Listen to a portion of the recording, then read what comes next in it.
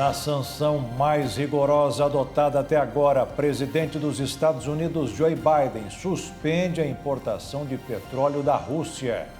Boris Johnson, do Reino Unido, segue o mesmo caminho contra o governo de Vladimir Putin.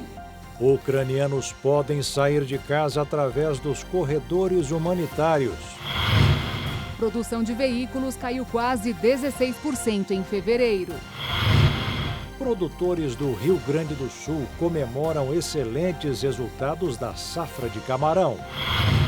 Pesquisa revela que a Covid deixa sequelas para a saúde cerebral das pessoas. Pacote do governo Bolsonaro beneficia mulheres que querem fazer investimentos. E no Dia Internacional das Mulheres, reportagem mostra que o Brasil ocupa o 7º lugar no ranking mundial das empreendedoras. A partir de agora, no Jornal das 22.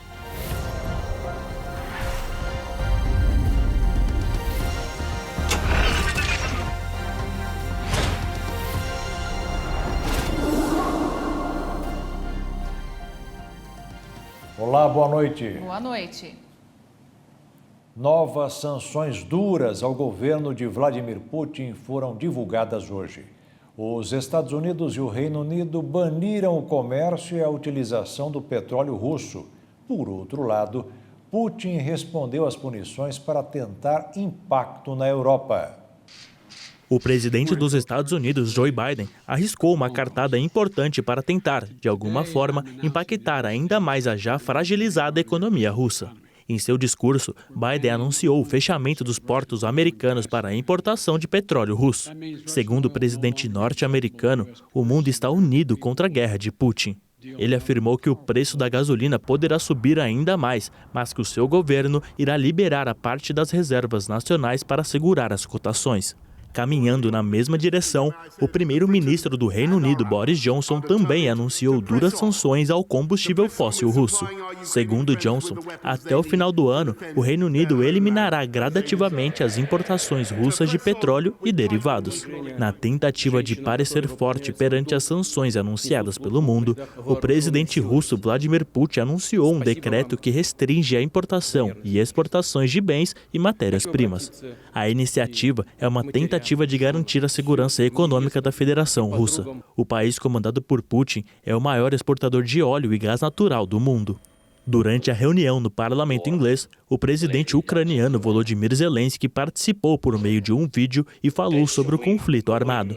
Zelensky pediu ao premier britânico que o Reino Unido reconheça a Rússia como um estado terrorista.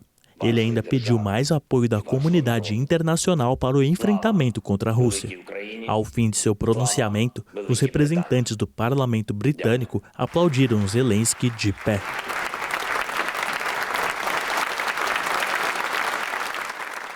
O conflito na Ucrânia chegou hoje ao seu 13º dia e foi marcado por novos bombardeios. Por outro lado, finalmente os corredores humanitários foram liberados e respeitados. E o número de refugiados não para de aumentar. Próximo de completar 2 semanas de conflitos intensos no leste europeu, finalmente foi respeitada uma decisão tomada durante as rodadas de negociações. Os corredores humanitários foram liberados durante a madrugada e desde o último dia 24 de agosto foi colocado em prática o primeiro cessar-fogo. O comboio saiu da cidade de Sumy, no nordeste da Ucrânia, e foi em direção da Rússia e de Belarus. No entanto, os ataques russos continuaram e parecem cada vez mais atingir os civis. Sumy, a mesma cidade de onde os primeiros comboios de refugiados saíram, foi atingida por um ataque aéreo russo. Os corpos foram recuperados pelos serviços de emergência que auxiliam na busca em meio aos destroços. Já em Odessa, os confrontos territoriais continuaram, com os civis ucranianos defendendo as localidades e segurando o avanço das tropas russas. Segundo o ministro da Defesa russo, até o momento, cerca de 900 veículos militares ucranianos foram destruídos pelo exército. O avanço das forças armadas de Vladimir Putin, mesmo com lentidão, são constantes. Os russos estão se concentrando nas regiões Nordeste, Noroeste e Oeste das redondezas de Kiev, capital ucraniana. Segundo a ONU, com os atentados e a liberação dos corredores humanitários, o número de refugiados passou dos 2 milhões de pessoas. A média de quem saiu da Ucrânia durante esses 13 dias de intensos conflitos passou dos 150 mil por dia. Diversas marcas anunciaram nos últimos dias que estavam encerrando as atividades na Rússia como uma resposta à invasão à Ucrânia. As medidas já afetam a população de Moscou. Confusos, muitos moscovitas descobrem a magnitude da resposta internacional à intervenção militar russa na Ucrânia, ao verem fechadas as lojas de departamentos onde costumavam comprar roupas e móveis. Zara, H&M, IKEA e muitas outras suspenderam suas vendas na Rússia de um dia para o outro e fecharam suas lojas nos muitos shoppings da capital russa. Nos últimos 40 anos, os moscovitas viveram muitos períodos de crise, escassez e hiperinflação, mas as 2 últimas décadas sob Vladimir Putin representaram para muitos um período de prosperidade e de acesso a bens de consumo. Todas as lojas, showrooms de carros estão fechando. Eu sou contra essa guerra e a favor das negociações o mais rápido possível para que acabe logo. Mas há alguns russos que acreditam que as sanções não vão impactar suas vidas. Putin repete que as sanções devem ser uma oportunidade para a Rússia aumentar sua própria produção. Talvez isso seja possível no setor agroalimentar ou têxtil, onde houve progressos nos últimos tempos, mas será mais difícil em setores como a tecnologia. No Brasil, o preço da gasolina voltou a subir na primeira semana de março. A Agência Nacional do Petróleo informou que o gás de cozinha também chegou a registrar o preço máximo de R$ 140. Um levantamento da Agência Nacional do Petróleo, Gás Natural e Biocombustíveis revelou que todos os combustíveis tiveram alta de preço na semana passada. Até a gasolina, que vinha de uma série de quedas nas últimas semanas, teve aumento. A única queda de preço foi registrada pelo etanol, de 0,3% em relação à semana anterior. A gasolina comum subiu 0,2% para a média de R$ 6,57 o litro, com o maior preço registrado de R$ 7,86 o litro. O gás de cozinha chegou a registrar o maior preço de R$ 140, depois de ter aumentado para R$ 135 na semana passada. Na média do país, o preço ficou em R$ 102, 0,3% maior do que da semana anterior. O óleo diesel também subiu e teve valor médio de R$ 5,67 o litro e o preço máximo ultrapassando os R$ 7. Já o preço do etanol hidratado está R$ 4,61 em média. O maior valor encontrado foi de R$ 7,49.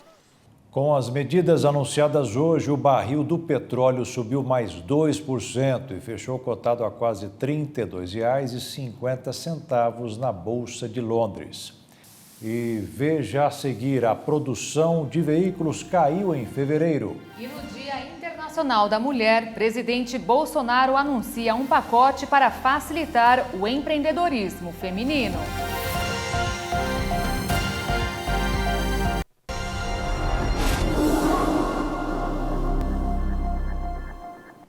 No Dia Internacional da Mulher, o governo lançou iniciativas ao público feminino. Os decretos visam estabelecer o programa Mães do Brasil e a estratégia nacional para que as mulheres desejam empreender. O presidente Jair Bolsonaro participou do evento em comemoração ao Dia Internacional das Mulheres no Palácio do Planalto, em Brasília. A cerimônia contou com a presença da ministra da Mulher, da Família e dos Direitos Humanos, Damares Alves, e dos ministros da Economia, Paulo Guedes, e da Saúde, Marcelo Queiroga, além da primeira-dama, Michele Bolsonaro. O evento marcou o lançamento de iniciativas como Mães do Brasil, do Ministério da Mulher, da Família e dos Direitos Humanos, comandado pela ministra Damares Alves. A proposta pretende promover a proteção integral à gestante e à maternidade. O objetivo é de articular e desenvolver políticas públicas voltadas para a promoção da dignidade da mulher que é mãe. Já o programa voltado para a estratégia de empreendedorismo feminino e o Comitê do Ministério da Economia prevêem a criação de um plano de desenvolvimento e estímulo ao empreendedorismo feminino no país. O programa Brasil para Elas tem o intuito de fomentar esse empreendedorismo feminino, dando apoio por meio de créditos e mais capacitação para implementar essas atividades. Os bancos públicos e o Sebrae vão integrar a iniciativa oferecendo crédito a condições mais vantajosas e, é claro, programas de capacitação às mulheres. Vocês são mais que essenciais, são indispensáveis para o futuro de uma grande nação. Obviamente, não vou falar obrigado por existirem, porque se vocês não existissem, eu não existiria.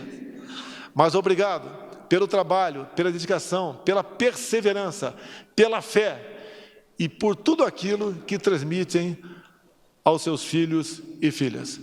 Mulheres do Brasil e do mundo, os nossos parabéns e que continue cada vez mais participando conosco no futuro da nossa nação. A produção de veículos teve queda de 15,8% em fevereiro na comparação com o mesmo mês de 2021. A informação foi divulgada pela Associação Nacional de Fabricantes de Veículos Automotores, a Anfávia. A Anfávia afirmou que a indústria segue passando pelas dificuldades que traziam problemas no ano passado e enfrentando desafios pela variante Ômicron. As vendas da categoria de automóveis e caminhões evidenciaram retração de 24% em relação a fevereiro do ano passado, com a comercialização de aproximadamente 120 mil unidades. Já a produção de automóveis e veículos leves teve recuo de 16,9% em fevereiro na comparação com o mesmo mês de 2021, com a fabricação de cerca de 153 mil unidades. A fabricação de caminhões também teve redução de 3,5% em fevereiro, com a produção de 11 mil unidades. Já as vendas tiveram alta de 2,1%, com a comercialização de quase 8 mil unidades. As exportações tiveram alta de 25,4% em fevereiro em relação ao mesmo período do ano passado, com a venda de 41 mil unidades para o exterior. No acumulado de janeiro e fevereiro em relação aos 2 primeiros meses de 2021, o resultado é de alta de 17,3%, com a exportação de 69 mil veículos. A Anfávia listou alguns riscos que o conflito armado no leste europeu traz aos mercados, como a alta no preço das matérias-primas e a escassez crescente de semicondutores produzidos pela Ucrânia e Rússia. Além disso, segundo a associação, a guerra pode inflacionar o valor dos fretes aéreos e marítimos. Com a redução nas alíquotas do Imposto sobre Produtos Industrializados, IPI, anunciada pelo governo federal em fevereiro, o setor espera uma diminuição entre 1,7% e 4,1% do preço final de algumas categorias de veículos. No mercado financeiro desta terça-feira, o dólar fechou em queda de 0,49%, com os mercados monitorando o noticiário da guerra na Ucrânia e em meio a temores de que eventuais medidas do governo para controlar os preços dos combustíveis possam afetar a credibilidade fiscal do Brasil. Com isso, a moeda norte-americana encerrou o dia cotada em R$ 5,05 na venda. A Bolsa de Valores também fechou em queda de 0,35%, com 111.203 pontos. E um caminhão com uma carga milionária de defensivos agrícolas foi apreendido pelo DOF em Maracaju, no estado de Mato Grosso do Sul. A apreensão aconteceu no perímetro urbano de Maracaju, cidade que fica a 160 quilômetros da capital Campo Grande. Os policiais do DOF, Departamento de Operações de Fronteira, faziam fiscalização na área urbana do município, quando pararam o motorista deste caminhão, um homem de 32 anos de idade, morador em Antônio João, cidade que fica na fronteira com o Paraguai. Na carroceria do veículo, os policiais encontraram mais de 3,5 toneladas e cerca de 6 mil litros de agrotóxicos contrabandeados do Paraguai. O motorista foi preso em flagrante e disse que recebeu o caminhão já carregado no Paraguai. Toda a carga de defensivos agrícolas seria levada então para uma propriedade rural de Maracaju, mas ele não disse o local exato e nem mesmo quem receberia o produto. Ainda de acordo com o motorista, havia uma outra pessoa atuando como batedor, um comparsa que estava indo na frente para avisar sobre qualquer barreira policial. Este motorista não foi encontrado. Foram apreendidos no total 3.536 quilos de defensivos em 133 fardos e 5.980 em 233 galões. De acordo com o DOF, o prejuízo aos traficantes passa de 9,5 milhões de reais. O motorista foi encaminhado junto com um caminhão e a mercadoria para a Delegacia da Polícia Civil de Dourados, que ficará responsável pelas investigações. Um grupo de escoteiros promoveu neste final de semana uma campanha para a coleta de materiais recicláveis. Além de ensinar bons princípios às crianças e jovens, o movimento aproxima os pais dos filhos.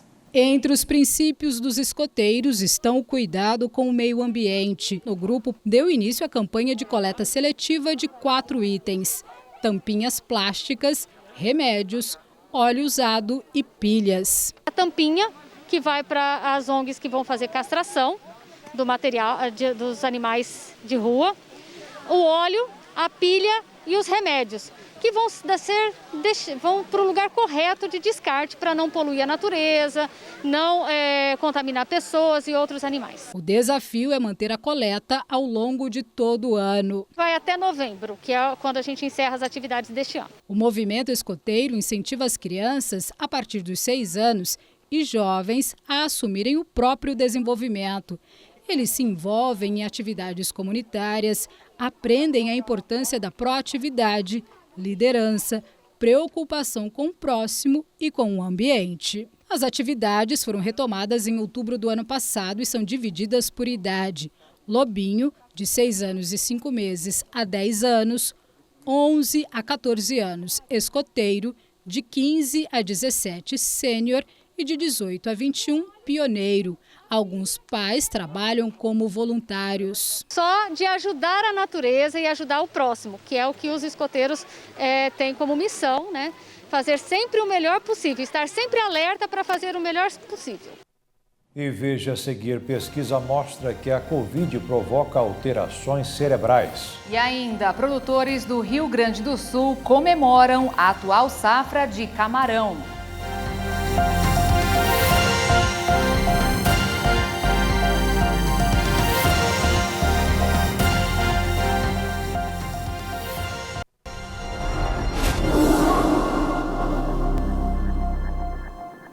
Um novo estudo publicado na revista Nature revelou que mesmo os casos leves de Covid-19 podem provocar alterações cerebrais. Pesquisadores informaram que houve maior perda de massa cinzenta e anormalidades nos cérebros dos pacientes. O estudo revelou que os cérebros daqueles que tiveram Covid-19 tiveram maior perda de massa cinzenta e anormalidades no tecido do órgão em comparação com aqueles que não tiveram a doença. Muitas dessas mudanças foram notadas na área do cérebro relacionada ao sentido do olfato. Uma das pesquisadoras da Universidade de Oxford disse que as diferenças deixaram os envolvidos surpresos. Foram avaliadas as imagens cerebrais de 401 pessoas que tiveram Covid-19 entre março de 2020 e abril de 2021, antes da infecção e em média 4 meses e meio após a infecção. Eles compararam os resultados com imagens cerebrais de 384 pessoas não infectadas de condições semelhantes em idade e fatores de risco. Das 401 pessoas infectadas, somente 15 foram hospitalizadas. Os participantes tinham entre 51 e 81 anos e faziam parte de um banco de dados de saúde do governo do Reino Unido. O normal é que as pessoas percam de 0,2% de massa cinzenta todos os anos nas áreas relacionadas à memória do cérebro à medida que envelhecem. Mas na avaliação do estudo, as pessoas que foram infectadas com o coronavírus perderam até 2% de tecido. Apesar do estudo relacionar a infecção à função cerebral, ainda não está claro o motivo que leva a isso. Um estudo da Unifesp mostrou que a vacina da Pfizer, usada como reforço, aumenta em até 25 vezes o nível de anticorpos. Em pessoas imunizadas com 2 doses de Coronavac, o reforço também subiu até 25 vezes a proteção e naquelas que receberam AstraZeneca foi até 7 vezes maior. A redução da imunidade contra o coronavírus registrada 75 dias após a segunda dose das vacinas Coronavac e AstraZeneca pode ser revertida com reforço da Pfizer. De acordo com um estudo conduzido na Escola Paulista de Medicina da Universidade Federal de São Paulo, os resultados foram publicados no Journal of Infection. A pesquisa foi realizada com 48 profissionais de saúde de hospitais e instituições regionais. Eles têm idade média de 30 anos para os vacinados com Coronavac e 40 anos para os que receberam a AstraZeneca. De acordo com a Fundação de Amparo, a pesquisa do Estado de São Paulo é de suma importância de a população tomar a terceira dose, porque há um aumento significativo da resposta imunológica e celular, indicando maiores níveis de proteção. Até o dia 1º de março, o Brasil contava com 30,6% da população imunizada com a dose de reforço contra a Covid-19, que equivale a cerca de 65 milhões e 73 mil pessoas. Com a vacinação completa, 2 doses ou dose única, eram 73% dos brasileiros, que equivale a cerca de 155 milhões e 71 mil pessoas imunizadas, segundo o site Nosso Mundo em Dados, da Universidade de Oxford, no Reino Unido. Os resultados do grupo comprovam estudos já publicados por cientistas de Hong Kong e de universidades americanas. A safra do camarão de 2022 já começou e a perspectiva é bastante animadora para os pescadores do Rio Grande do Sul. A salinização da Lagoa dos Patos tem sido considerada suficiente para um bom desenvolvimento e disponibilidade do animal nas águas. Os pescadores do município de Rio Grande estão felizes com o preço do crustáceo, que não subiu tanto em relação ao ano passado. A safra do camarão de 2022, que começou no início de fevereiro, foi animadora desde o início para os pescadores do Rio Grande do Sul. A salinização das Lagoas dos Patos tem sido considerada suficiente para um bom desenvolvimento e disponibilidade do animal nas águas. Com as condições favoráveis, o preço não elevou em relação ao ano passado e ainda cabe no bolso do consumidor. O camarão, ele tá com vários bons tipos. Ele tá do miúdo, né, ele tá em torno de 9 a 10 reais, e do graúdo, para aqueles camarões da milanesa, os melhores que tem, está em torno de 15 reais. A colônia dos pescadores da Z1 aqui de Rio Grande é a mais antiga do estado. Foi fundada em 1º de janeiro de 1913 e já tem 208 anos de fundação. O presidente da colônia, Nilton Machado, contou sobre as expectativas do setor pesqueiro para a safra e ainda falou sobre a importância de uma boa safra para a comunidade rio-grandina. A expectativa ela é boa. Este ano foi um ano, está sendo, né, um ano de águas salgadas, com a salinidade boa na lagoa, devido à estiagem, né, o nível da lagoa baixou e desde cedo, desde outubro, já começou então a entrada das larvas no estuário. Então a gente nota, e também a gente é do meio, né? A gente é pescador e convive com os pescadores, reside em comunidade dos pescadores da Nadia da Turutama, né? Então a expectativa ela é muito boa para a pesca do camarão e da tainha também. Nilton Machado alertou sobre os impactos da pesca predatória e como a fiscalização ajuda a prevenir. A partir de fevereiro se começou umas ações importantes, né, em cima da pesca de arrasto e também em cima de pescadores que não poderiam pescar, porque não são documentados, são pescadores, alguns gaúchos e alguns de outros estados, que vêm para a lagoa quando tem ano como este ano, que foi um ano bom, né, um ano de água salgada, tem bastante camarão na lagoa, que é o berçário, onde as larvas do camarão, quando entra, elas se desenvolvem, para poder se desenvolver. É um berçário do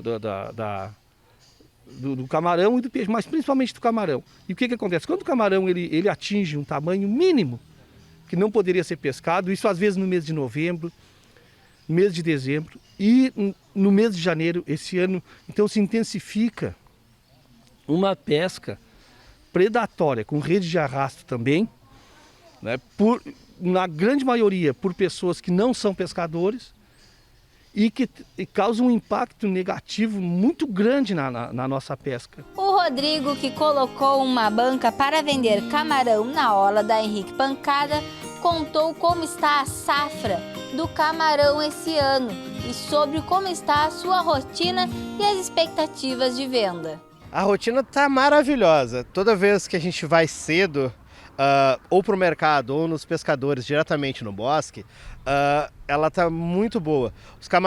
Os melhores camarões estão vindo diretamente lá da Ilha dos Marinheiros. Os camarões parecem que gostam da nossa ilha e ficam cada vez maiores e melhores lá. As vendas, o nosso público rio-grandino ama camarão, né? Então todo aquele que ama vem e graças a Deus o pessoal vem vindo muito, a procura está ótima, as vendas estão maravilhosas, sabe? Estamos sendo muito abençoados com essa safra maravilhosa que está tendo. A pesca é uma atividade de grande importância para a cidade. Ela gera renda e sustento para muitas famílias aqui no Rio Grande e ainda colabora com a economia da cidade. E veja a seguir o deputado Arthur Duval, o Mamãe Falei, é desfiliado do Podemos. E veja também, no Dia Internacional da Mulher, histórias de quem está vencendo na vida ao apostar na abertura de vários tipos de negócio.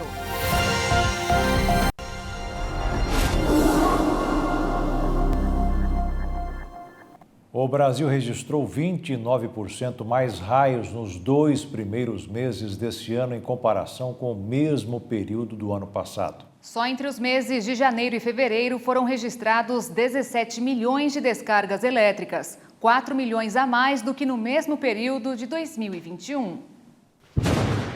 O Brasil é o país que registra o maior número de quedas de raios do mundo. Segundo especialistas, mudanças climáticas repentinas e fortes chuvas, como aconteceram em áreas da Bahia, Minas Gerais e na região serrana do Rio de Janeiro, ajudaram esse número a aumentar.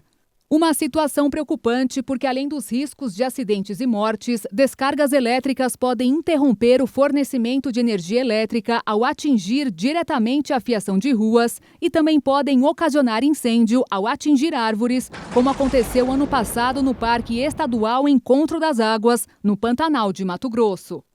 Na ocasião, o fogo consumiu uma área de mais de 9.500 hectares no total, causando a morte de dezenas de onças pintadas. Amazonas, Mato Grosso, Pará, Minas Gerais e Tocantins são os estados brasileiros que mais sofrem com quedas de raios. A tendência é que estados maiores em expansão territorial sejam mais atingidos por raios, com exceção do Rio Grande do Sul, que sofre influência das tempestades formadas no norte da Argentina.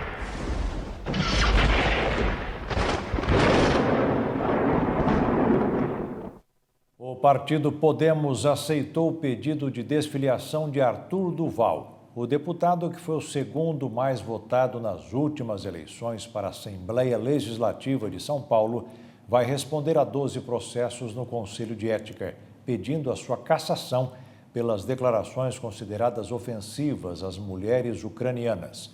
O deputado estadual, mais conhecido como Mamãe Falei, também anunciou que vai se afastar do movimento Brasil Livre. São Paulo decidiu retirar a obrigatoriedade do uso de máscaras ao ar livre em todo o estado, de acordo com o estudo da Vigilância Sanitária Municipal.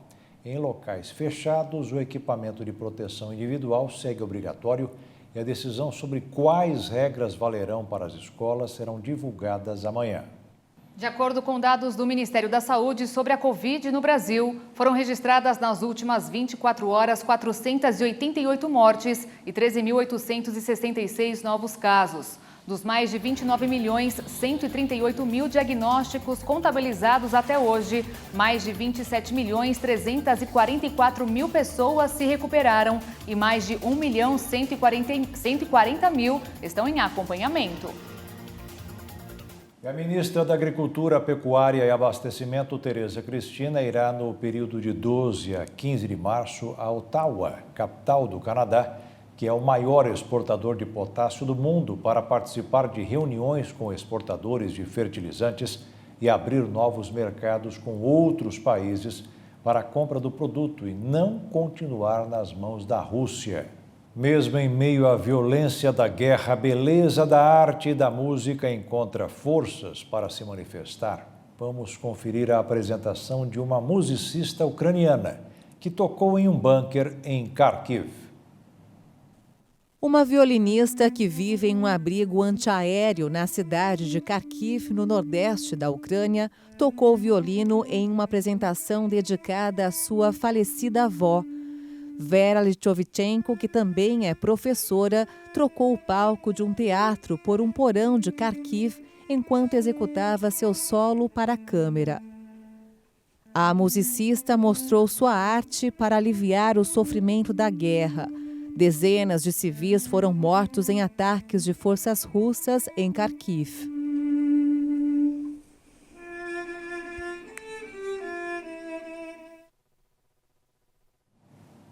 No Dia Internacional da Mulher, um dado merece bastante atenção. O Brasil ocupa o 7º lugar no ranking de empreendedorismo feminino. O que não falta, né, Beatriz? São histórias que mudaram o rumo das próprias vidas através de um negócio. A Lumos é uma empresa que transpira propósito e, dentre várias iniciativas, nós somos uma camiseteria que trabalha com frases que enaltecem mulheres, como essa daqui, liberte-se. Sempre tem uma mensagem, sempre tem algo a levar, seja de maneira mais direta ou até subliminar. Na Lumos, a gente sempre busca fortalecer a cadeia produtiva de mulheres e envolvê-las em todos os nossos processos. Nossas fornecedoras são mulheres, buscamos primeiro as daqui de Brasília, da região, com foco na sustentabilidade, e posteriormente partimos para fora de Brasília se a gente não conseguir desenvolver esse tipo de serviço aqui na região. Quando eu comecei meu negócio, eu comecei no dia 1º de abril de 2010. Eu já estava grávida na época e não sabia. Eu fiquei sabendo que eu estava grávida no dia 15 de junho. E foi uma alegria muito grande, mas ao mesmo tempo um medo muito grande, porque eu comecei o meu negócio sozinha, como a grande maioria dos empreendedores, né, no Brasil. E a gente começa meio sem apoio e nessa época, foi uma época muito complexa, porque foram exatamente aqueles 3 primeiros meses ali da gravidez, em que eu ainda passava mal, e eu passava muito mal. E não tinha ninguém para me ajudar, né? Eu tinha o meu marido em casa, mas ele tinha as funções dele também, ele também tinha o trabalho dele. Então, nessa época, ele não conseguia muito, né, muito estar comigo, muito me dar um suporte como empresa, né? E então foi um período muito duro, assim, foi um período muito difícil, gratificante depois, mas foi um período muito difícil que eu tive que lidar com tudo isso sozinha, né? Tive que lidar com a minha primeira gravidez, tive que lidar com o começo de um negócio, né? É uma insegurança muito grande. E para me sustentar, eu tinha que dar aula também. Então, quando a gente começa um negócio, a gente só coloca dinheiro no negócio, a gente não ganha dinheiro. Demora bastante tempo para a gente começar a ganhar. E foi isso que eu fiz. Eu investi muito tempo e muito estudo para aprender a ter uma gestão melhor, para ser uma melhor gestora da minha empresa. E mostra que tem um espaço absurdo ainda a ser conquistado. Mas por que é tão importante, né, a gente ter mulheres em cadeiras de poder, em cargos de representatividade?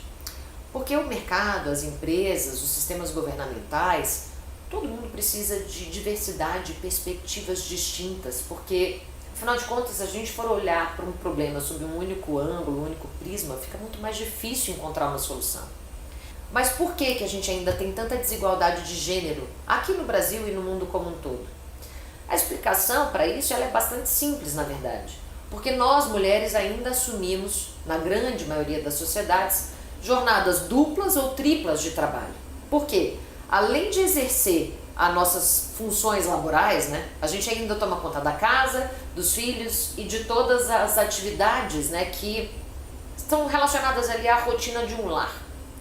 Além disso, se a gente considerar as nossas estatísticas aqui no Brasil, a gente tem cerca de 11,5 milhões de mulheres que são mães solo.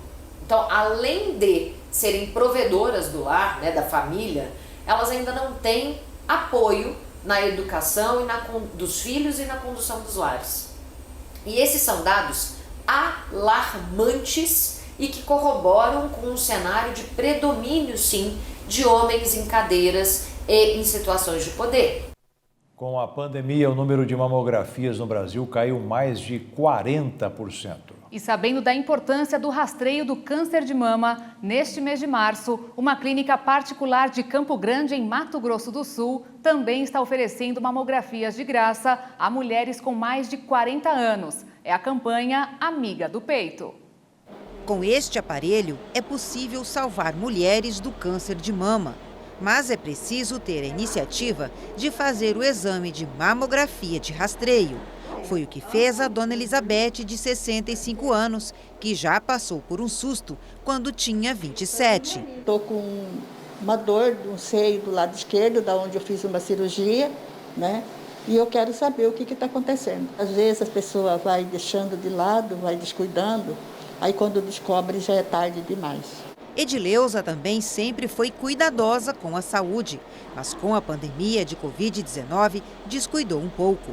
Embora nunca tenha recebido diagnóstico de câncer ou nódulo, sabe da importância de manter a saúde em dia e incentiva outras mulheres. Precisamos nos cuidar da nossa saúde, precisamos nos amar, né? Estudo da Sociedade Brasileira de Mastologia revelou que o número de mamografias despencou no país durante a pandemia. O índice passou dos 40%. O número de mulheres também com nódulos palpáveis aumentou. Depois de realizada a mamografia, as imagens são reveladas e vão para laudo. O melhor método para detecção de microcalcificações, que normalmente é um câncer inicial, a gente detecta pela mamografia. Então, essa paciente é um exemplo de uma película normal, não tem nada. Já essa paciente aqui, quando a gente vê na mama direita dela, a gente vê que ela tem uma alteração nodular. Então, essa paciente é orientada a complementar o seu estudo com o ultrassom. A gente vai saber pelo ultrassom se isso daqui seria realmente um nódulo ou um cisto ou alguma coisa assim que seja tipo um nódulo suspeito. A idade indicada para fazer mamografia é a partir dos 40 até os 69 anos, mas a médica diz que há exceções. Em alguns casos, com que a paciente tem algum histórico familiar positivo para câncer de mama, uma tia, uma irmã, avó, principalmente pelo lado materno, é orientado que a mamografia comece a partir dos 35 anos. E também nos casos em que a paciente tem alguma queixa, alguma palpação, é orientada a procurar um médico, e que a avaliação da mama pode ser que seja recomendado iniciar também a mamografia. A médica reforça que é importante o autoexame. A maioria chega a procurar o médico porque ela mesma palpou alguma coisa alterada na sua mama. Tá? Então, assim, independente, fazer os seus exames anualmente, para que a gente não tenha surpresas. A Edileuza e a Elizabeth aproveitaram a campanha de uma clínica particular de Campo Grande em homenagem às mulheres. Nós percebemos que há uma fila no sistema público de saúde, com essas pessoas precisando de realizar o exame. Então, mais uma razão para a clínica oferecer essas 400 mamografias direcionado a pacientes da área do sistema público de saúde, mas que venham com um pedido médico, e nós vamos atender do dia 1º até o dia 25 de março. E o Senado aprovou hoje 2 projetos propostos pela bancada feminina da Casa. O primeiro foi a proposta que aumenta a pena para crimes contra a honra cometidos contra mulheres com motivações de gênero. O segundo cria a lei de direito das mães que criam os filhos sozinhas. Ambos os textos ainda dependem de aval da Câmara dos Deputados. Ajudar a salvar vidas é um ato que demonstra amor, empatia e, acima de tudo, dedicação ao outro. Assim são as mulheres. E no dia em que é dedicado para elas, a atitude foi a de doar sangue. Um gesto de solidariedade com aqueles que tanto precisam para sobreviver. Um gesto que salva vidas. Uma atitude que muitos podem fazer, mas infelizmente poucos ainda se disponibilizam. Mas existem as exceções, como as mulheres jovens e animadas que encararam um pouco mais de 1 hora de viagem para, no Dia Internacional da Mulher, dar o exemplo e doar sangue. Eu acredito que seja um dia bem interessante para nós mulheres e até porque o pessoal lá das Dores do Turvo fez esse grupo para hoje, eu tive interesse de fazer doação nesse dia mesmo, para a gente mostrar a força da mulher. Andréia faz parte de um grupo de 24 mulheres que estiveram no Hemocentro de Santa Catarina, o Hemosc, para realizarem suas doações. Todas elas são do município de Turvo, localizado no extremo sul catarinense, a cidade que já é conhecida em todo o estado como a cidade dos doadores. Turvo se tornou um município muito consciente em relação à doação de sangue, né? A partir dessa mobilização em Turvo, outros municípios já aderiram à ideia. Foi um projeto que deu certo em parceria com o Hemosc, da forma de organização dos voluntários virem aqui participar da doação.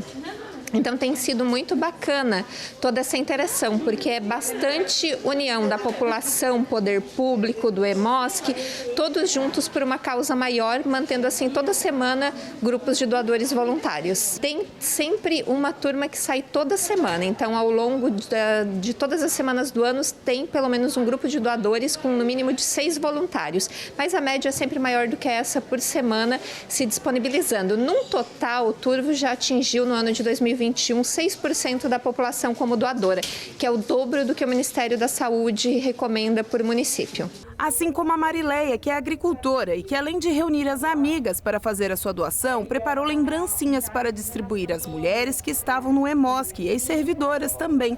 Um gesto para agradecer a quem ajuda a salvar vidas. É algo tão maravilhoso que não dava para deixar em branco, né? A gente é apaixonada por doação de sangue e a gente não ia deixar hoje passar em branco, então tinha que fazer algo diferenciado, né? Algo assim que toque bastante no coração das mulheres que vêm nesse dia, assim, para ser bem bonito, assim. Além de toda a movimentação e trazer a conscientização sobre a doação no pequeno município de pouco mais de 12 mil habitantes, a Marileia vê o gesto de doar sangue como algo inspirador e uma forma de agradecer a sua vida e a sua saúde. Eu acho assim que é uma forma de eu agradecer a Deus a saúde que Ele me dá.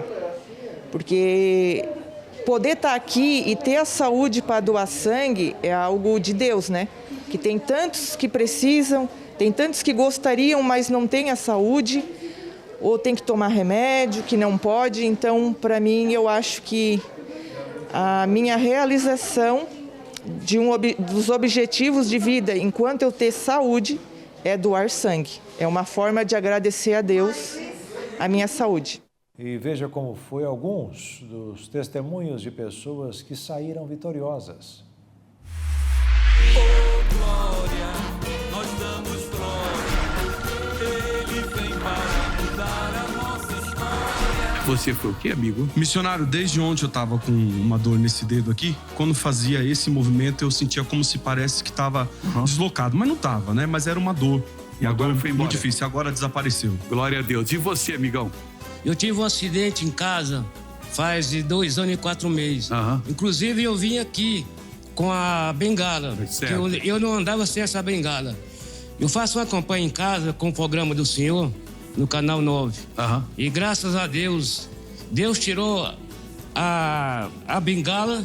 Eu não andava sem ela, só andava com ela. Mas agora, graças a Deus, está aberta ainda, meu machucado. Mas Deus está me curando. Cada dia passa, Deus está me dando uma vitória. Já anda sem bengala? Jesus. Já ando sem a bengala, meu Senhor. Amém. Glória a Deus. Que bonito. Você ali foi o quê? Então, eu estava com as pontadas aqui no nervo asiático, mas eu consegui dar a volta da vitória e passou. Ficou boa. Lá em cima foi o quê? Eu estava com torcicolo. Depois da volta da vitória, graças a Deus, estou bem. Você estava há quanto tempo com esse torcicolo? Há uns 2 dias. 2 dias. A Bíblia diz, não temas porque eu sou contigo, não te assombro porque eu sou teu Deus, eu te ajudo, eu te esforço, sustento com a destra da minha justiça. Então, Pai, isso é para mim, mas me ajuda aqui agora. Dá um pouquinho, você sente forte, então é agora que eu vou tomar posse da bênção. Oh, glória, nós damos glória, Ele vem para mudar a nossa história. E o Jornal das 22 termina aqui. Obrigada pela sua companhia, um ótimo fim de noite para você e nós te esperamos amanhã. Boa noite, fique na paz. Tchau.